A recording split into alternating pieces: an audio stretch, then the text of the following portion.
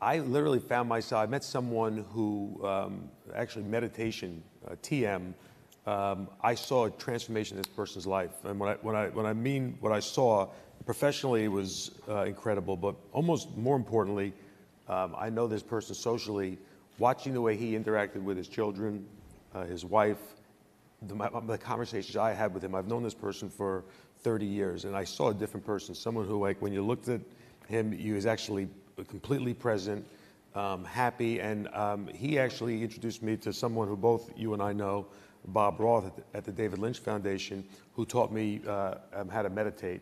I've been a passionate meditator twice a day for 10 years. I mean, I literally very rarely will miss an opportunity to meditate. Actually, I cheated. I left one of the panels. I was out in the back. Sorry about that, in the sun meditating.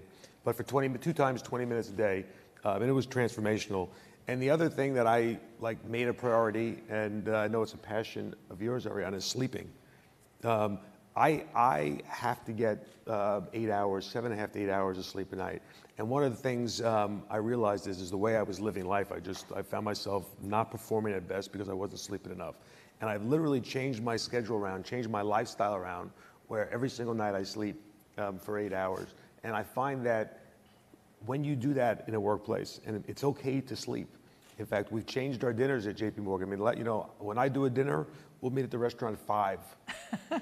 You know, it's okay, like not at 8 and 5, and then you're home, and so you can be in bed by 8:30 or 9. And my kids, I have a 13-year-old and a 12-year-old. They make fun of me all the time. Like, you know, they put daddy to sleep.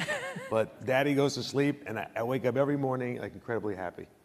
So I just want us to pause for a moment and realize what's happening here. We have the CEO of Global Wealth Management at JP Morgan talking about getting 8 hours sleep and meditating twice a day. You realize that this goes completely against the mainstream assumption that a place like JP Morgan is a boiler room of burnout. So that's the kind of culture shift that is so amazing to see. And even in your own company, Barry, as you and I have talked, a lot of people don't yet realize that. That's why I'm outing you everywhere. Yeah, well, you should, and you're making a big difference. I told you this story literally when I saw you. I just wanted to share it with the group.